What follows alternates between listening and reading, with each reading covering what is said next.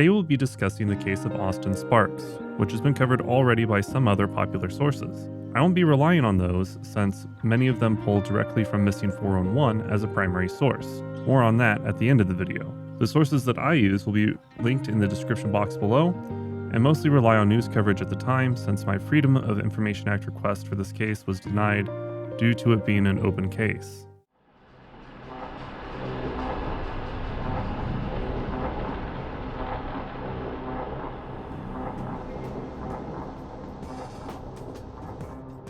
Montgomery Creek is a very small town, technically a census-designated place, consisting of less than 200 people as of the 2010 census. The area is about 3 1/3 square miles and lies in Shasta County. The population is fairly evenly spread throughout their space. There are a large number of creeks and other waterways in this area besides just the Pitt River, including the CDP's namesake, Montgomery Creek. Shasta Lake is about 20 miles to the west, and the Pitt River has many arms and tributaries that are in the area, with the closest being the Pitt 7 Reservoir, which is about a mile from the edge of the CDP. In fact, Montgomery Creek actually feeds into this reservoir.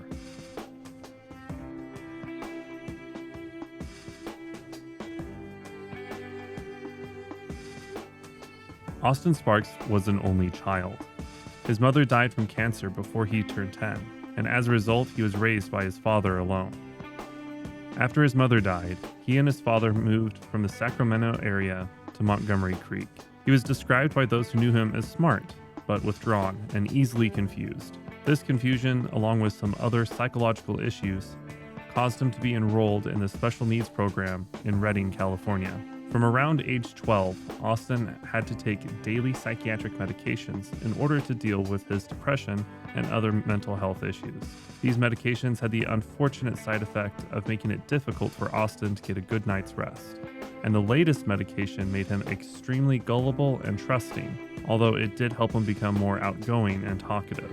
His father noted in particular that prior to this medication, Austin would not make eye contact or speak in complete sentences. For fun, Austin enjoyed skateboarding at a park in Redding, about 34 miles away from Montgomery Creek. His father states that's one of the few places where Austin actually felt comfortable. He was also extremely talented at hacky sack. He played at the state and world levels and placed well in the footbag championship of 2000. Austin and his father made plans to take a father-son vacation over the winter break to the coast, but the bad weather had caused them to cancel their plans. This upset Austin, but not enough that his father believed that he would run away from home. On the morning of Sunday, January 4th, 2004, Austin awoke early due to his medication affecting his sleep. He woke up his father, Barry, at about 7 in the morning, but his dad told him to go back to bed. Rather than follow his father's instructions, Austin instead decided to leave the house. He walked about a mile in the snow to a small local library, which was adjacent to a place called the Acorn Cafe. The library was closed, and he turned around as if to head back home.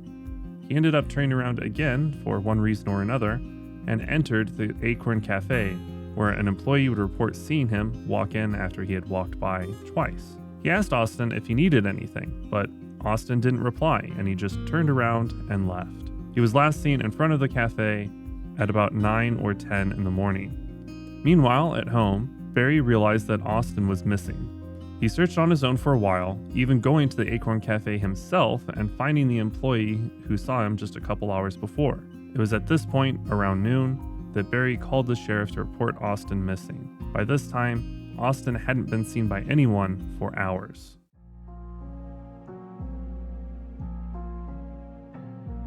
The search and rescue team of about 35 members thoroughly went through the area that day from about 4 in the afternoon until midnight.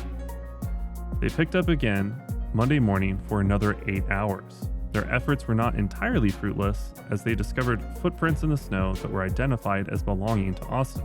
The set of tracks they located went from his house to the Acorn Cafe, located just off the highway. That said, they didn't really learn anything new since they had already known that Austin had visited this place. From there, they weren't really clear on where to go. They had no leads to point them in which direction to search, so the investigation stalled. The best guess at this time was that Austin was attempting to reach the Reading skate park which he frequented, but that was doubted for two main reasons. First, it was doubtful that he would have engaged with a stranger for a ride, and second, and perhaps more telling, he did not appear to have his skateboard, hacky sack, or any money with him. The following day, searchers would get the lead that they were asking for. A utility worker called in some footprints in the snow that went along the ridge by Montgomery Creek. Searchers were sent between the creek and Fender's Ferry Road to the southwest to look for further signs. The tracks were called extremely close to his, referring to Austin's unique footprints. However, investigators could not confirm that it was an exact match since some newly fallen snow had somewhat obscured the finer details of the prints. It was noted that the tracks went right to the water's edge. To get here from the Acorn Cafe, it's supposed that Austin would have had to walk near the Montgomery Creek all the way to where it drains into the Pitt Reservoir. Dive teams went on to scour the river, made a little bit easier by the utility workers of the nearby hydroelectric dam, lowering the water levels. They found a sweater in the water, but Barry said that it did not belong to Austin. This area was noted as being extremely remote and difficult to get to.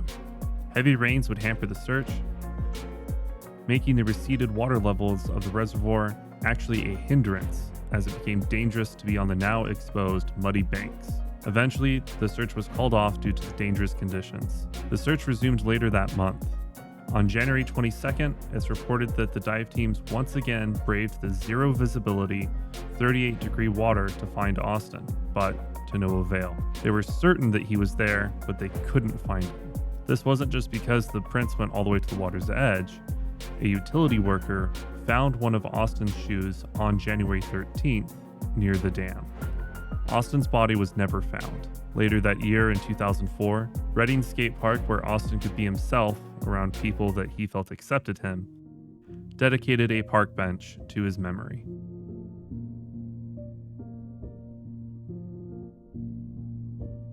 I want to talk about how many sources, including Missing 411, will point out that the area was very rugged, so rugged, in fact, that the sheriff's personnel had difficulty getting to that location. Specifically, I want to address how this isn't actually a point at all. It doesn't really matter if it was hard to get to or not. What matters is that we have substantial physical evidence that indicates that Austin did get to this location and that he is likely in the water. There are footprints that match Austin's unique print. Those were skater shoes, by the way. And one of those same shoes was found by a utility worker at the dam. I have to say that's fairly conclusive. As to why he would have gone there, or why he would have gone into the water at all, only Austin knows. What we know is that we have his tracks, and no other accompanying ones reported. We have his shoe in the water.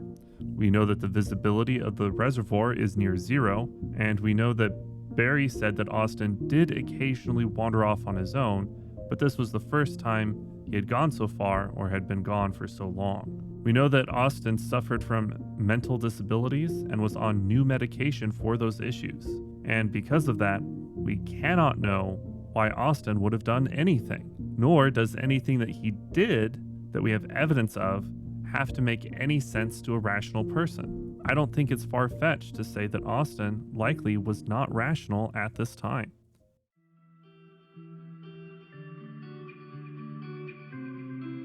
As I said earlier, this case appears in Missing 411. In my opinion, it is not covered very well, as there are several claims there which contradict what I was able to find in my research. Specifically, Missing 411 alleges that Austin was homesick that day, that he woke up and immediately went to the Acorn Cafe, that he walked in and out of the cafe twice, that his absence was quickly noticed and reported, and most importantly, in my opinion, never mentions the shoe that was found. Obviously, those points are at odds with what I found in my research. This is a prime example of why I do not trust Missing 411 to present information on missing people. Let me know your thoughts about this case in the description below. I'd like to just take a moment to thank my patrons over at patreon.com for their support that makes videos like this possible. Thank you so much. Those of the public recognition tier are on screen now. And of course, thank you for watching. Until next time, take care.